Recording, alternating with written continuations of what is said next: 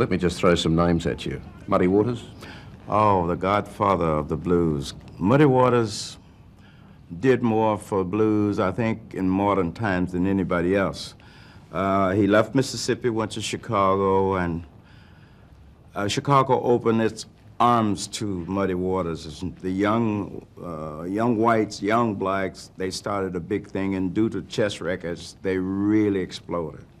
Muddy Waters, my dear friend, to me, the godfather of the blues. And T-Bone Walker? T-Bone Walker, if I'd have been a girl, I'd try to marry him. There's a wonderful passage in your book when you describe his music and its impact on you. Oh, yes. Can you just tell me now? I can only tell you now that when I heard T-Bone Walker play Stormy Monday, I heard that just about the time I was going in the Army, when I was 18 years old. And I'd never heard anything sound like that. The nearest thing to heavenly sound to me was T-Bone Walker's single-string blues on the electric guitar.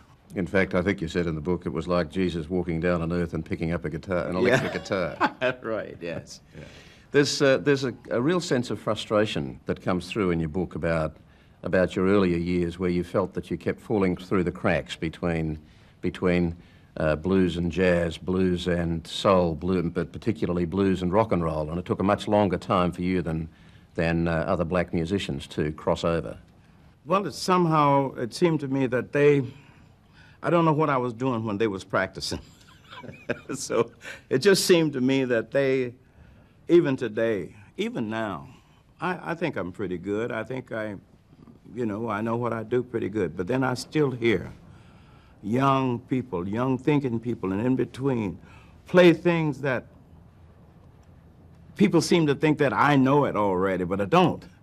And a lot of it I wished I could play, that I hear them doing. I don't know, it just seemed like to me, the notes that was put on their guitars, when they sold me mine, they left them off.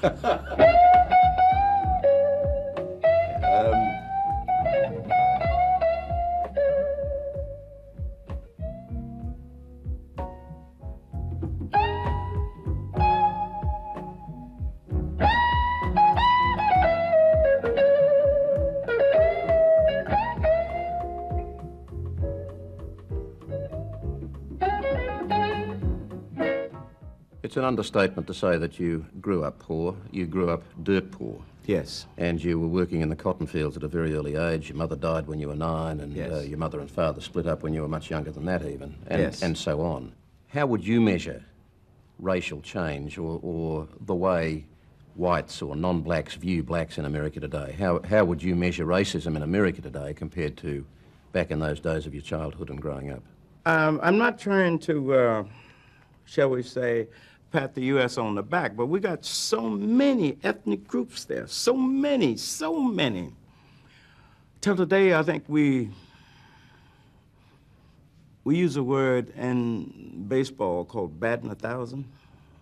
Today, I think we're batting 1,000, because now when I go to other countries where it's only one race of people, or maybe two, even in Africa where it's one, the people are killing each other. They're doing more, seem like to one race, than we are with hundreds of it.